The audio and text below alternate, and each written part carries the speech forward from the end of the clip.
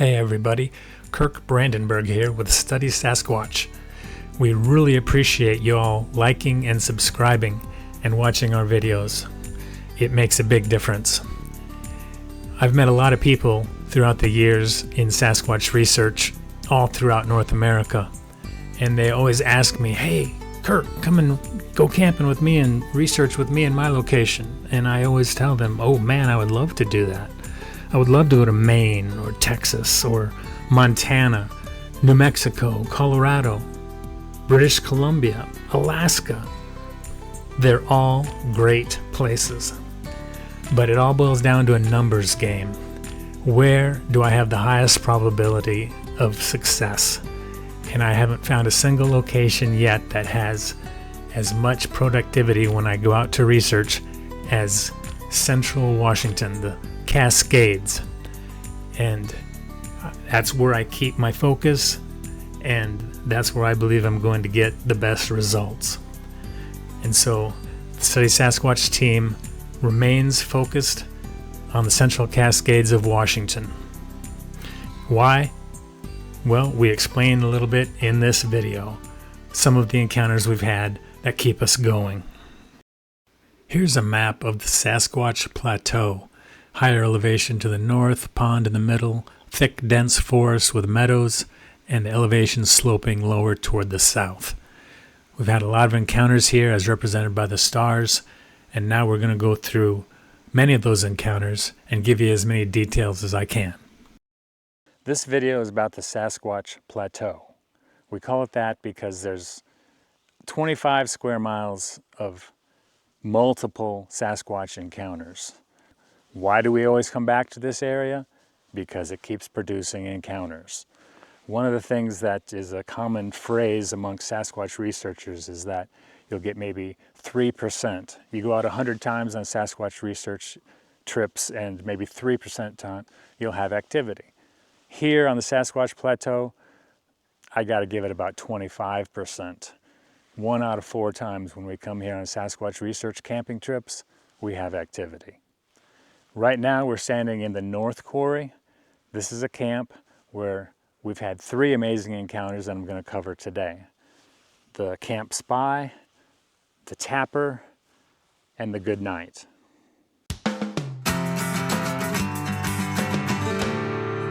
The Camp Spy. This happened in 2012 during the BFRO expedition, where this was used as the base camp. And my friend John Bronson, it was the first time I met him. He'd signed up to attend the expedition, and I was the expedition organizer. He came into camp, and I was standing about right here, and he was standing right where the camera is. And he and I were talking, and he was asking me questions about where he could set up his tent, where other people were, what the agenda was, and things like that. It was his first time on a Sasquatch research expedition. And as I'm standing here and he's talking to me, some other people, there's a road up behind us. The road goes up the hill, and a vehicle came down the hill, and then 2 people parked and got out and walked, and they were coming into camp. That's the entrance over to my right. The sun had just set, and but there was enough light to light up the horizon to the west, which is that direction. And as he was talking to me, he saw a figure moving from right to left, up behind me, up slope. And he said, "What was that? I just saw something walk up there." And I said, "Oh, it was probably those folks who just parked and they're coming into camp." And we both turned, and there they were, right here. But what he just saw was 30 yards up slope. And so we knew it wasn't them, and we knew nobody else was up there.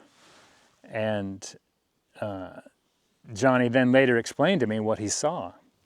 And now I'm going to go up to the location where the creature, the figure was that he saw, and recreate it for you so you understand what Johnny saw.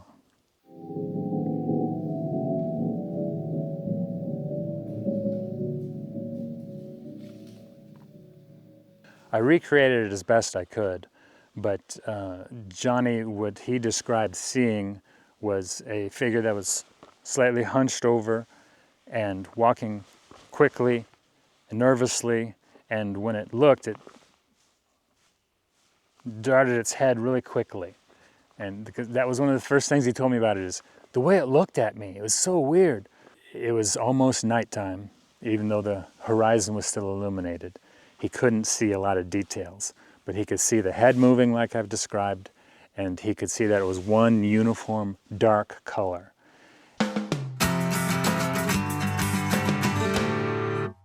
So this next encounter happened during the 2012 BFRO expedition also, here at the same camp, the North Quarry camp. And this is the good night event. What happened is the camera is right where the fire pit was, and there were 4 of us standing around the fire. It was like 1:30 in the morning, 2 days later from Johnny's encounter. And my tent was right behind me, over along the edge, and I was tired. I said, all right, guys, I'm gonna go to bed. And I said, all right, good night. And I walked over to my tent, and as I was walking, the other people around the campfire, they all said, good night, good night, good night, good night. And as I'm walking to my tent, from up where Johnny had his sighting, came a voice. We knew nobody was camped up there. Everybody else had declared that they were going into their tents. So as far as we were aware, no people were up there. And from up the slope, we heard, good night. It was like somebody struggling to say the words, but mimicking it. They just heard me say it, and the other 4 people around the campfire say it, and then it tried to copy it. I was halfway to my tent when I heard this, and I turned around and came back to the campfire, and I said, did you guys hear that? Something said good night up the slope. And they all said, yeah, what was that? Who's up there?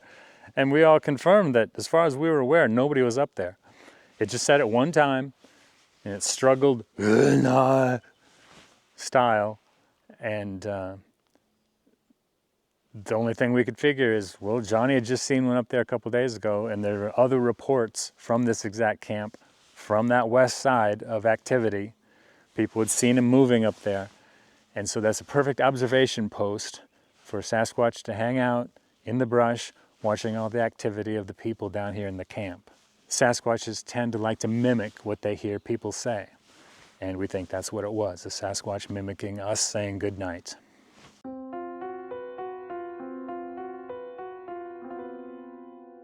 All right, I'm going to share my Bigfoot mimic story. I was on a 2012 BFRO Bigfoot expedition. It was my first ever expedition. Kirk Brandenburg was the heading up the expedition.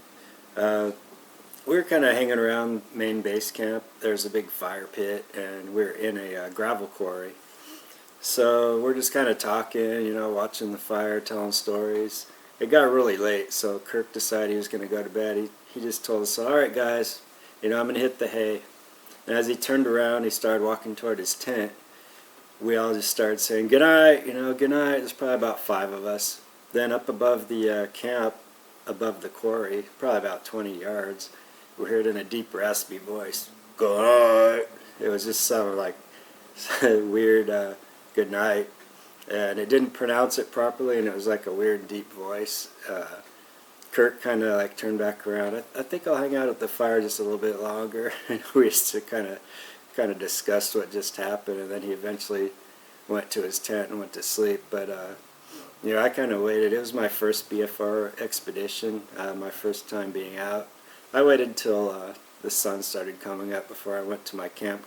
But it was interesting, and that's pretty much my story.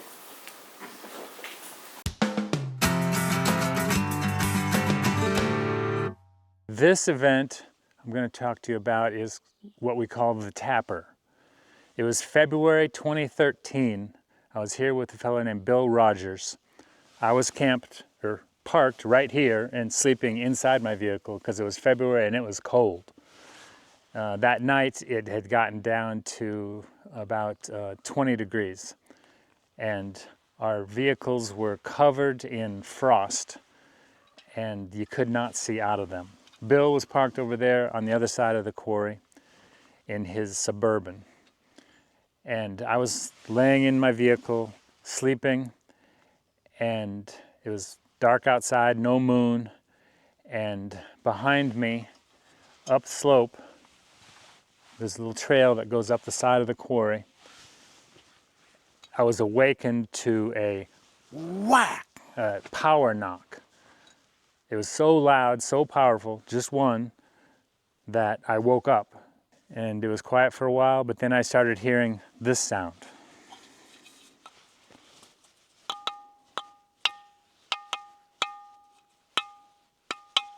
Tapping.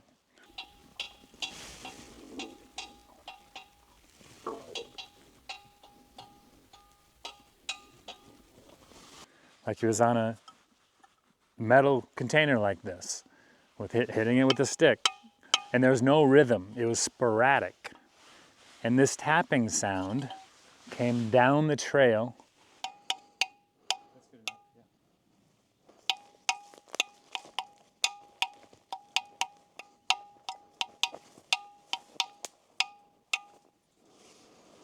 And walked right next to my vehicle, was standing on the driver's front door. And I'm inside, I can't see out the windows because they're frosted over. It's pitch black outside, and I'm wondering, what the heck is that? And I'm starting to get, my heart's pounding a little bit, like, okay, just stay calm, figure out what's going on. And then the tapper, he kept tapping and he came over and stood right here at the back of my vehicle. Now my head is right here, my feet are at that end, and it's standing here. And so now I'm laying there with this tapper right behind me, trying to understand what's happening. He walks over then, or the sound, the tapping sound, went over to Bill's vehicle. Later, Bill found that his duffel bag with his bunch of supplies that he slides under his back bumper of his Suburban and zips up, had been pulled out from under his bumper, unzipped, and half the contents were laid out on the ground. And many of these were valuable items. And they were all there, nothing was missing. So if it was a person, you think they would have helped themselves to some of these expensive items. They didn't. So then, as I'm listening, I could hear the tapper over there. He went quiet for a while, which is apparently when he was rummaging through Bill's bag. Then the tapper came back to my vehicle and stood right here. And I was just bewildered. My heart was starting to pound out of my chest. And then it came over to this side and did this on the side of my vehicle.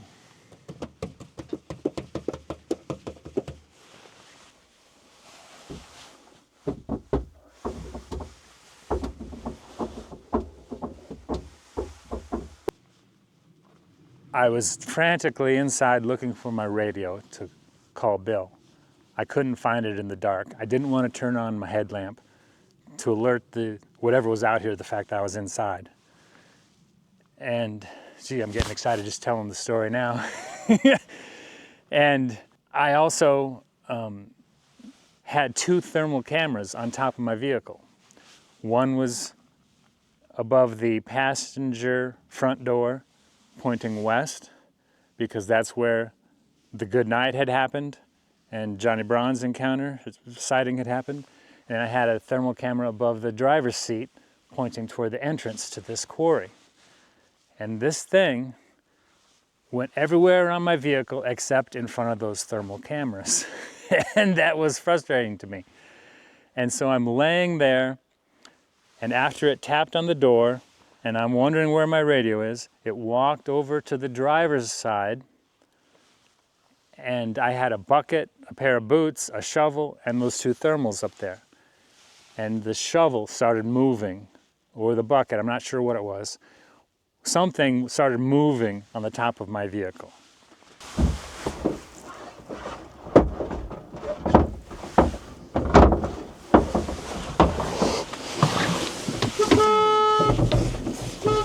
And so that's when I couldn't take it anymore. And I said, whatever is out there, Sasquatch or human, I don't want them running off with one of my expensive thermal cameras. And so I sat up, turned on the lights, and honked the horn to end the encounter, to scare off whatever was out there. And that ended the activity. Nothing else happened. But then my radio crackled, and it was Bill saying, "Are you honking your horn? What's going on?" And I found my radio, thank goodness, because I could hear where it was coming from when Bill called. I picked it up, I said, "Something's happened with my truck." And so Bill said, "No ways." He said, "Yeah, I had something happen also." But Bill really likes guns, so he said, "Okay, I'll get out of my vehicle, and then I'll cover you in case there's anything out there when you get out." And so Bill got out, and he radios me, "Okay, I'm ready, you're covered." And so then I got out, and I'm wired. I am just hyped up, and I'm like, "I gotta tell you what happened." And then Bill told me what happened to him. Before everything I just described happened to me, he was sleeping in his Suburban on his back, and something from the right side of his Suburban pushed it so hard, rocked the Suburban so much that it rolled Bill over onto his side. From sleeping on his back, he rolled over onto his side. And he's a big guy. And it's not easy to move a Suburban. It's not easy to roll him over. So I went over and I tried to move his Suburban. And I could barely make it budge. So it was something extremely strong that pushed his Suburban so heavy that it rolled him over. So all of that happened on the same night. And there are other reports being out in the wilderness of people hearing tapping sounds. And so we believe that that was a Sasquatch encounter who came into our camp, and they probably weren't sure whether we were actually sleeping in the vehicles or not, or knew that the windows were covered, and they knew that the ground was frozen and it wouldn't leave tracks, and so it was a little bit more bold that night. And especially in this camp area in February, nobody else is up here. So we were the only entertainment in town. So it's quite possible that we were its focus. It wanted to investigate us as much as it could. So that was the tapper. The reason we didn't have audio running for the good night or the tapper is because just to the east, there's a creek with a waterfall. And during both of those events, it was running heavily, and there's a strong, loud, pervasive waterfall noise that would have polluted any audio recordings we tried to capture here in this camp. So we had audio running during both of those events, but it's further outside of camp, trying to record something where there's less white noise, less obstructing noise, like from the waterfall. And we did check those, and they didn't have anything interesting recorded on them. Okay, this encounter location is northeast of where we just were at North Quarry. And I had an encounter here with Doug Howe in February 2014. You'll remember Doug, he's in the Nightmare Valley video that's posted earlier on this channel. And Doug and I were hiking this trail at 1:30 in the morning, February. It was cold and sleeting. It was about 30 degrees out. And we hiked the trail up to an overlook that looks down into a valley. And then we were on our way back. And Doug has a lot better hearing than I do. And all of a sudden he stopped me and said, "Kirk, did you hear that?" I said, "No, what?" And he said, 2 knocks, 2 times. I said, "No, I didn't hear it. I'll pay attention now," because I was jabbering. We were talking as we were walking. We walked a little bit further, coming closer to this location, and then I heard it. It did it again. Bam, bam, bam, bam. 2 knocks, 2 times. And I said, "Yeah, it's up ahead on the road, seems like. Let's keep going, get closer to it." And I had audio running, omnidirectional stereo mics hooked to my cap. But the problem was I was wearing a rain jacket that crinkled. Every time I moved, it was just a horrible bunch of noise that was polluting the audio. Plus, it was sleeting, and the sleet pellets were hitting my hat and the bill of my hat and hitting the mics. And so the audio of the whole event is difficult to get anything of value out of it. But I'll play some of those clips later of Doug and I talking. We were able to get some of our conversation out of it. So Doug and I continued getting closer and closer, and just a little bit up the road, about 30 yards, we started hearing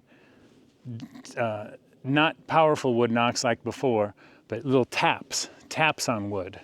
And so we kept getting closer and getting closer until we got to this spot right here. And you can see there's a stump back in there, and that's about where it was located. The little taps were coming from. But when we were standing here, we could see out here because the road, there's no tree cover, and some starlight was coming through, and some light reflecting off the clouds from a nearby community. And but when you looked into the woods, it was pitch black. You couldn't see anything.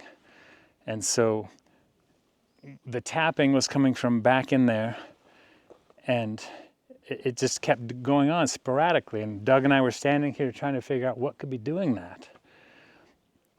And so then Doug took the back of his radio, handheld walkie-talkie radio, and he took his knuckles and bam, bam, bam.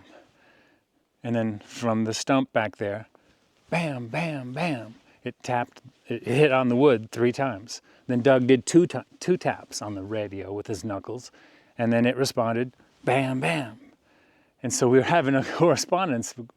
And I'm standing here, and I'm trying to stand like this so that I'm not threatening. My hands are out, and I'm exposing myself, being vulnerable to let it know that I'm not a threat to it. And unbeknownst to me, as we're standing here, I'm here, Doug's right here. Doug walked up the road, up slope, and my focus is on this thing tapping. And as Doug apparently went up the road, and I didn't realize he even left me, whatever was doing the tapping started moving around. And then you could hear clear footsteps. Boom, boom, boom, boom, boom, heading right for me as I'm standing here. And I'm just standing here totally focused on these steps coming right for me. Absolutely convinced I'm about to see a Sasquatch step out of the shadows onto the road, and we're going to be face to face. I'm like, whoa, this is amazing. And then it stopped right in the shadow line, right before it came out where I would have been able to see it. It stopped right there. And I turned, and Doug was nowhere to be seen. And I said, Doug, where are you? And then Doug calls from up slope, I'm up here, Kirk. I said, Doug, it was coming right for me. It's standing right in front of me in the shadow. And Doug says, yeah, I know. I can triangulate it from this position, and it was heading right for you. I'm like, yeah, Doug, you see, that's the problem. I'm standing right here by myself in front of the Sasquatch. We're yelling back and forth. That's why I'm being a little bit louder. And I would like you to come back down here, Doug, if you could, because I was quite nervous. Whatever this was, sounded bipedal. It was knocking back and forth to us, responding to our knocks, matching the sequence. I don't know what else would have done that. And so then Doug says, yeah, I've got a little problem. He dropped something and he couldn't find it. So he's up there with his hands trying to find this thing that he dropped. And I said, Doug, there's a Sasquatch standing right in front of me, and what are you doing? And so I didn't want to stand there by myself. So I went up to Doug. I said, Doug, it's right over there. What are you doing? I dropped something. I can't find it. We'll find it in the morning, Doug. Doug, did I tell you about the Sasquatch? And he said, oh, yeah, okay. So then he found what he had dropped. And then we returned our focus to whatever had been here, but it was all over. We don't know where it went, what happened, but the activity, there was no knocking, no more footsteps, no more movement. But we think later what happened is if Doug and I had both stood here alone, it would have stayed back there. But when Doug went up, it was like pulling a string, like a pulley. He went up, and it had to come closer to keep tabs on where Doug went. it had to come up here to be able to see him, to keep focus or track of where Doug had gone. So the Sasquatch would know where I was right here. I was easy, but Doug, when he went up, the Sasquatch had to come out to keep track of him. And that's the only thing we can figure out is why the thing had come out as Doug moved up. But that was a wild experience, and I'll play some of the audio of our dialogue now so you can hear it. Yeah, I tried to pull out the knocks, and I tried to pull out the footsteps. We heard it clearly with our ears that night, but the audio didn't pick it up. It's in there, but it's heavily polluted. But you can hear our dialogue, our communication as the event's happening. You hearing it now? Dude, that was clear. 2 knocks, 2 times.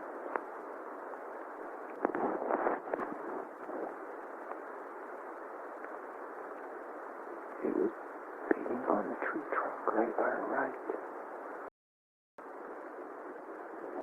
It has right in front of me. I know.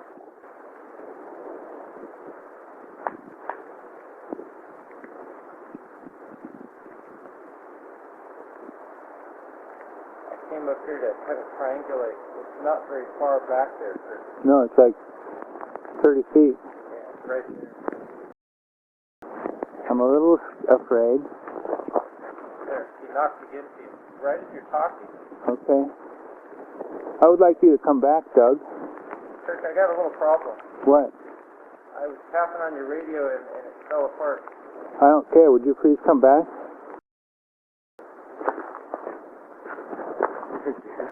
Yeah, I mean, it's like right in front of us. He's tapping to you. See that big tree right there? Uh-huh. That's where it's at. Yeah, it's like right there. I know. So, But it did help me when it knocked to you. I could see how far, I could tell how far back it was. okay. And it's only like 10 to 15 yards back. Yeah, it's not very far at all. Yeah. I almost thought that he was stepping out. Huh? Maybe. It was so close. Yeah.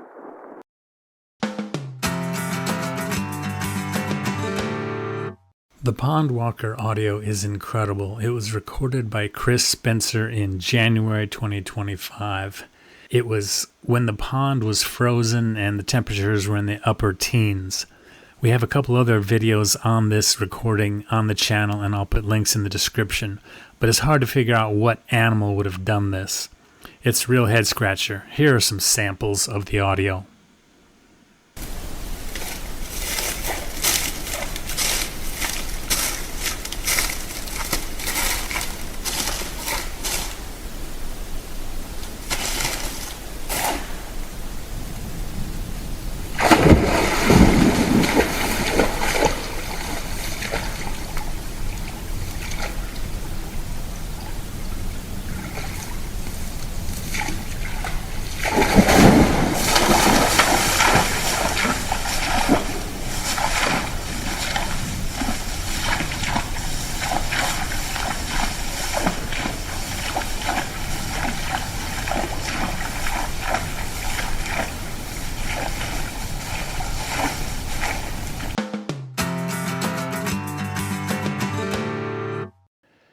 This location is where an encounter happened here on the Sasquatch Plateau in June 2012 at the North Quarry that we already covered, where we had those 3 encounters we covered. The expedition, the BFRO expedition, was held. The next month, one of the participants, Erin, she came here with her son, teenage son, and they were walking this trail. At that time, it was a road you could drive on, but now it's been decommissioned. But she was walking down this trail because it goes to a camp that we call Hilltop Camp, where we've had a lot of activity, and that camp is covered in this video as well. And she was walking, and she and her son all of a sudden started hearing activity up ahead. And they walked down the road here, and they saw a vine maple up ahead on the right side that was shaking. And the leaves were bouncing all around.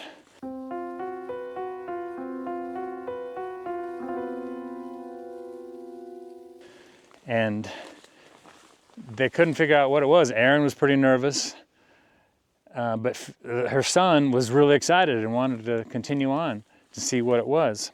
It's a BFRO report, in fact, and I'll put the number and a link to that report in the description.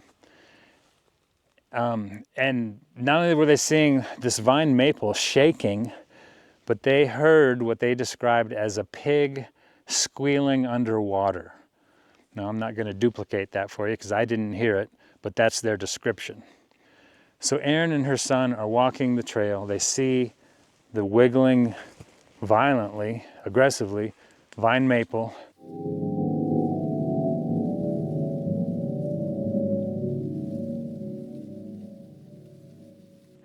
And then they get here and Erin stops. Erin says, I'm not getting any closer to that. Whatever is making that crazy sound and shaking that tree.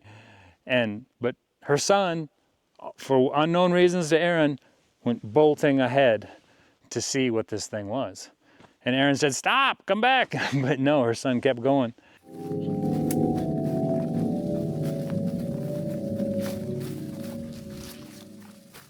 This was the vine maple. It was in this location. I'm not sure, it was years ago. I'm sure everything's grown up more now. But there's a vine maple, and it was shaking violently. And Erin's son stopped and looked and saw what it was. And his description in the report is that it was about 6 foot tall, hair-covered Sasquatch, and it was tan in color. And it was shaking the vine maple. It looked over at Erin's son, let go, and dropped down on all fours and went that way into the woods. And now Erin says that they kept hearing whistles and whoops, I believe is what's described in the report. That's the west, and it was further upslope. So we think it was maybe a parent, or definitely another Sasquatch, that was with this Sasquatch. And this one only being 6 feet tall, we've been seeing him through the years as he gets bigger and bigger and bigger, and we keep having encounters with him. In fact, we just saw him a couple months ago, and now he's well over 7 feet tall. It was quite amazing, and you hear people make those reports when they're out on hikes in the woods and stuff. Sometimes Sasquatches will try to scare you away by shaking vegetation and making sounds. And it works most of the time, but not this time.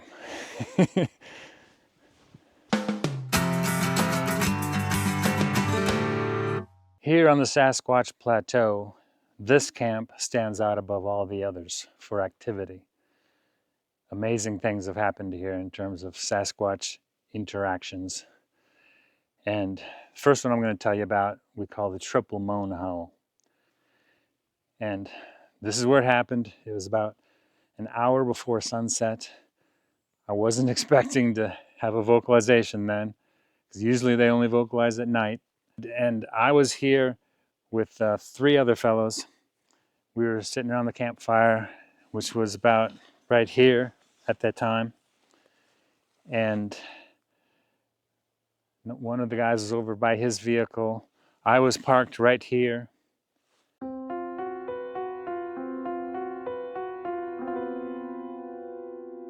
All of a sudden, my friend Ben Schwerzler, he said, "Did you hear that?" And I said, "No, what did you hear?" He said, "I'm hearing whoops. I heard whoops back over there." And I said, "I didn't hear it." And so it was quiet, no more activity. And then I heard it. I heard a whoop. And so then I started getting up, and there were more whoops. There's like whoops over there, whoops over there. I said, "I got to turn on my audio recorder." So I ran to my vehicle, because I had set the audio recorder on the hood so I could turn it on once it got dark. So I ran over here and I was parked about right here. I grabbed the audio recorder while I'm hearing whoops all around us, and I turn on, record, and then I sat it, and then all of a sudden, there's weird sounds. I don't know what those were. They're in the recording. But then to the west, that direction, came the triple moan howl.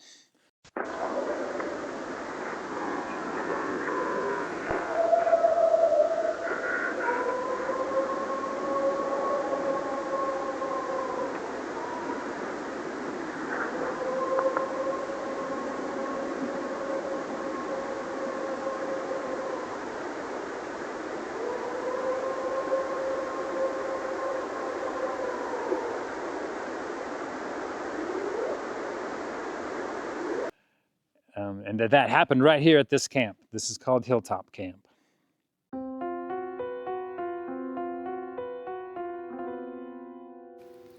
Hello, my name is Ben Swersler, and I'd like to tell you about a time I heard a triple moan howl in the Cascades of Washington State. This was in 2010, late August, and it was 6:30 in the evening, and there was plenty of daylight left, and I was in camp.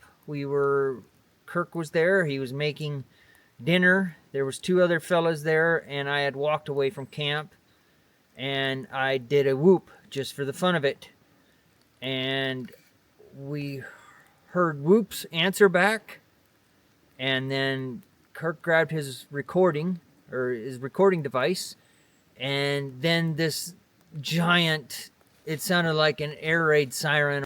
3 times it answers back. And then when you couldn't really hear it with the naked ear at the time, but if you listen to the recording, there was other whoops answering back, all from this call that I had done just playing around. And it was quite the experience. And you never know what's going to happen when you come out in the woods with Kirk Brandenburg. It's always fun. Ben, can you give us an example of your whoop? Oh, yeah, sure. All right.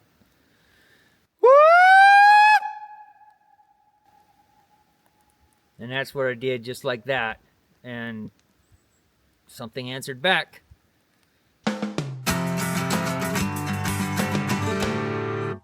We're in Hilltop Camp, where the triple moan howl happened in 2010. But now I'm going to cover an encounter that happened in 2015, in May 2015. We decided to come here to this camp because it was May, and May is notorious for activity on the Sasquatch Plateau. And so my tent was right here, and I was asleep, and I was awakened at 12:37. I'll never forget it. I woke up because I heard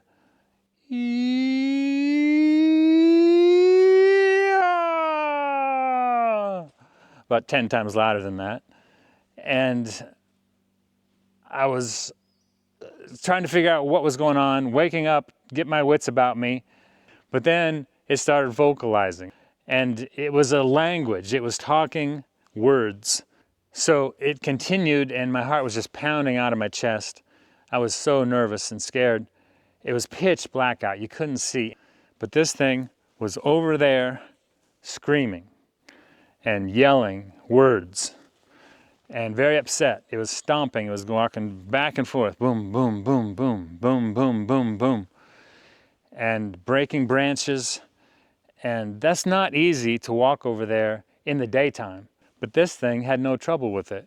Boom, boom, boom, boom, boom, boom, boom, going back and forth, vocalizing, expressing its emotions. And the overriding feeling you got as it was making these sounds, yelling these words at us, was frustration and disappointment.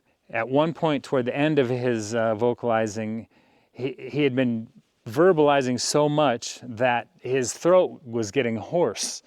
And you could hear him go, and one time he even cleared his throat and spit. It's like, finally after 10 minutes, he stomped off to the south and southwest down the slope.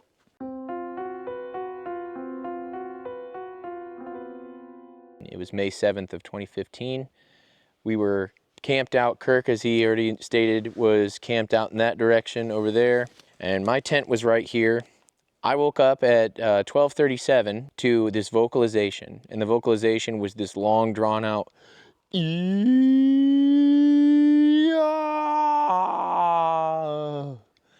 and then it was followed up pretty quickly with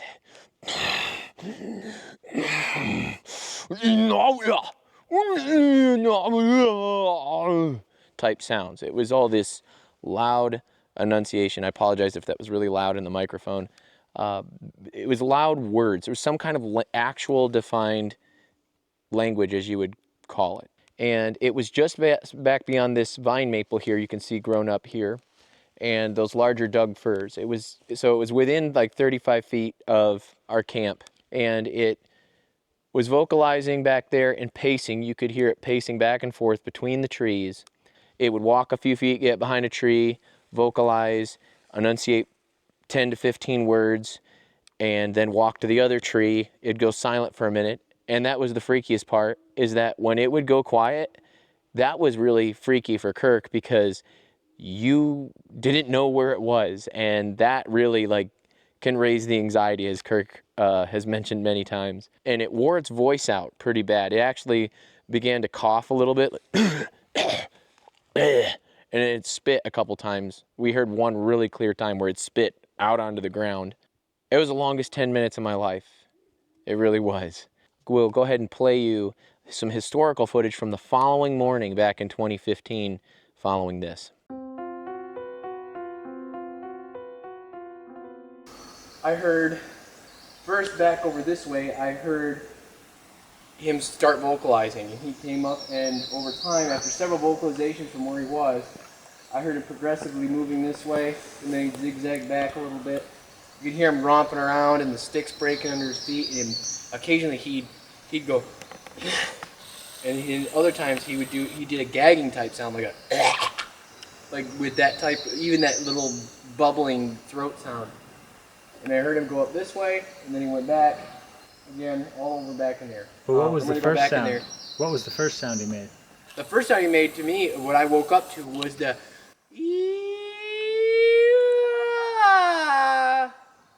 type sound, and that was back over there, which I'll try to go over there and replicate here in just a sec. And we looked for tracks. Yeah, we looked for tracks, didn't really find anything. Either he was louder than we thought, and just because it was so still and farther down, or he just walked a game trail over here on the left and somehow hooked around without leaving much print or anything. There was a few impressions here and there that looked interesting, but nothing real specific. How long did it last? The whole thing, to me, sounded like vocalization-wise was about 5-6 minutes, but counting all the walking and tromping and in between stuff, probably 10 minutes.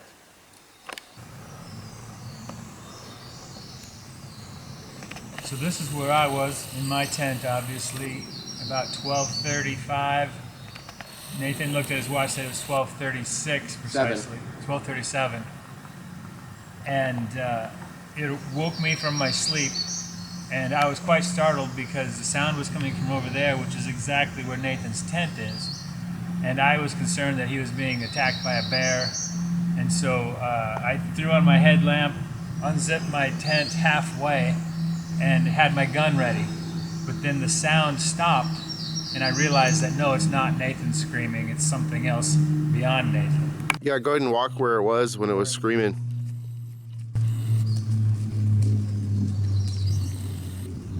Between where I'm at right now and this vine maple going outward, somewhere around here, she did that first, she went,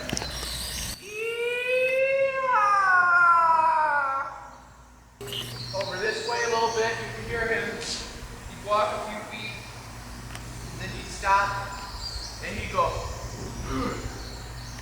Then he'd walk a few more feet, then he'd pace back the other way a little bit, like that. He did that over and over for 5 minutes, 5-6 minutes, just going back and forth right in here, just between that stump and here, somewhere in here.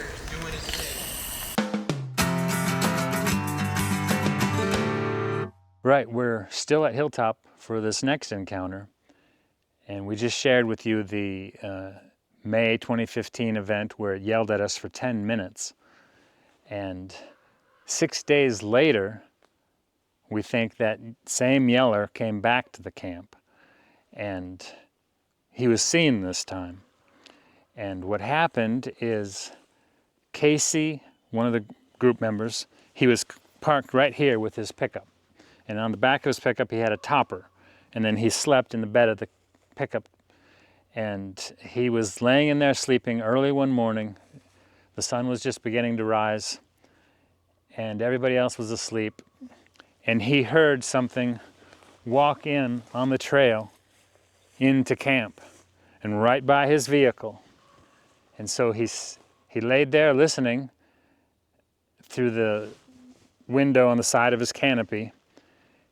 And then he heard over here in our kitchen. We had the kitchen set up right here. We had a couple tables, various kitchen utensils, and it was all under a big canopy, a 10 by 10 canopy. And things started to move around over here. And so then Casey sat up in his truck to look out the window. And what he saw was a Sasquatch, a 7-foot tall Sasquatch, and it was holding our camp trash bag, which was full of chicken bones and other various trash from the kitchen area. And he had picked it up, he was holding it with one hand, and he had his other hand in it, fishing around for whatever he could find. And this is what Casey saw. And then it set the trash bag down, because I think he noticed Casey was looking out his window at him. And then he turned and left that direction, heading east. And Casey drew the image of what he saw. He's a really good artist. And we're going to post that here now for you to see what he saw.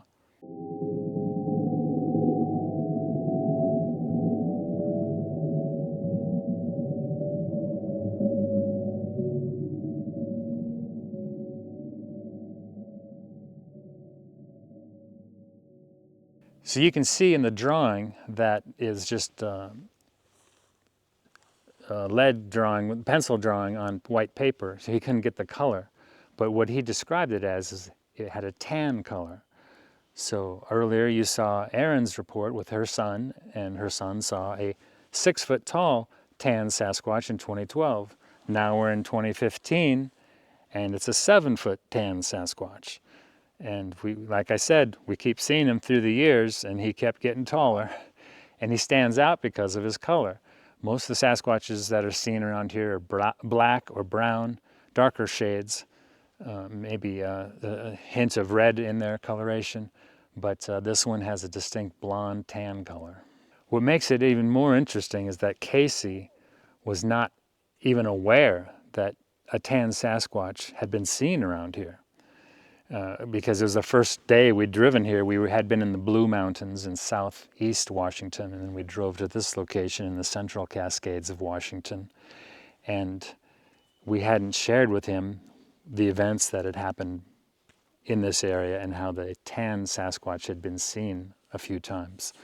And so when he told us what he saw was a tan-colored Sasquatch, we all like, yeah, okay, we know who that is. And that's what makes the Sasquatch Plateau here so amazing, is not only do we have a lot of encounters, but we're starting to get personalized encounters. We're starting to get to know the Sasquatches, and especially this tan guy, because he's always recognizable and identifiable. This audio, the Ah-Eee, is just phenomenal. And it sounds a lot like what we heard in 2015 when that vocalization started with ee-ah. This one did ah-ee. And the tonality, the pitch, everything was very similar. So we think it's the same creature, the same Sasquatch vocalizing. And it's really interesting because you can listen to it.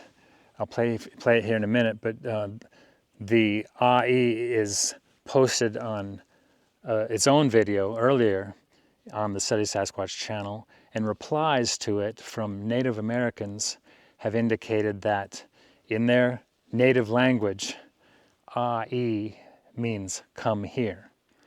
And that fits in the situation.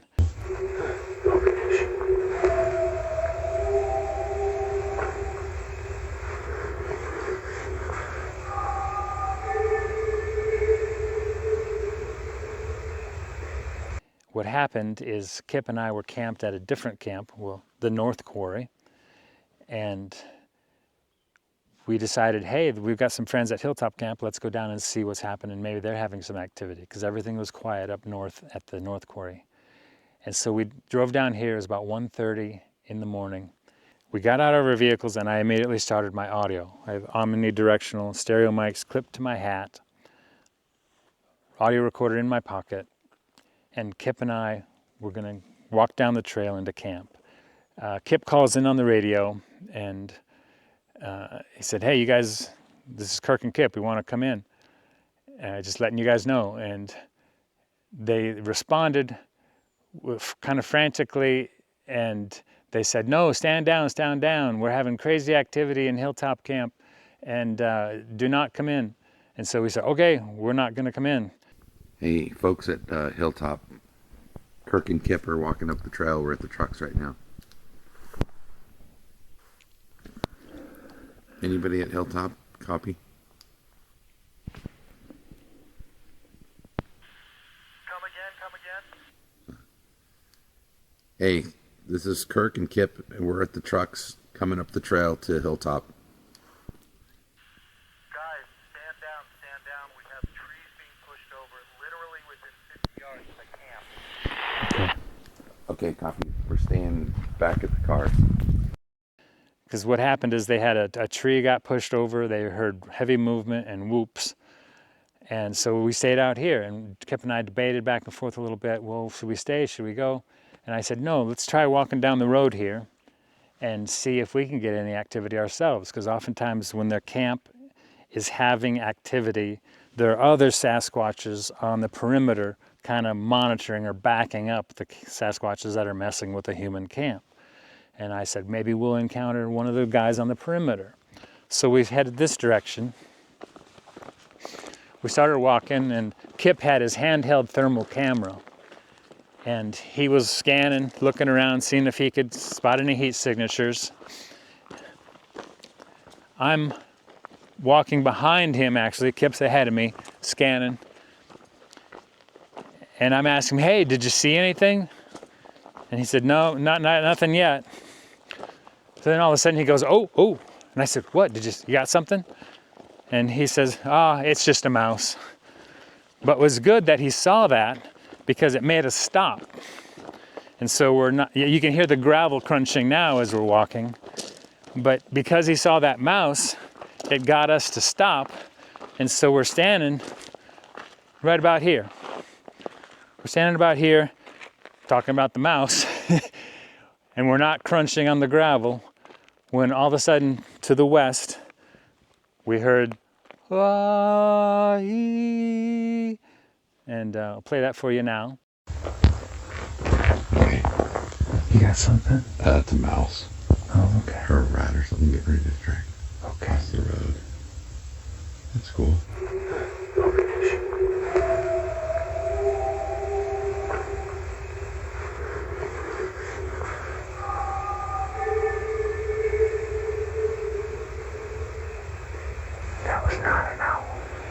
And you'll hear in the vocal, or in the audio recording, I said, that was not an owl. And so that's one of the names we call this encounter. It's either the Ah-Eee or that was not an owl encounter. And so Kip and I stood here like, well, what else could that be? And I said, I'm pretty darn sure that was a Sasquatch. Probably the tan guy again. This seems to be his area. He's grown up now, and he's the head guy in charge in this region here on the Sasquatch Plateau. So I've come down the road a little bit further now to show you the area where we think the Sasquatch was vocalizing from when it did the Ah-Eee vocalization, the singing vocalization. It was in that thick brush, in those trees. And Kip and I were that direction, and this is where it sounded like the Ah-Eee vocalizer was coming from. And what's interesting is that just a little bit further south is where the Hilltop Camp is and all the activity that's happened there. This is just a little bit northwest of where Erin had her encounter with her son, and some other encounters have happened that direction to the north. And so all of these encounters tie in together and corroborate one another. Well, folks, we're almost up to an hour, and I have a lot more encounters to cover. So that means that there will probably be a Sasquatch Plateau Part 2. Look forward to sharing more information with you. Keep an eye out for Part 2. And as always, thank you for liking and subscribing.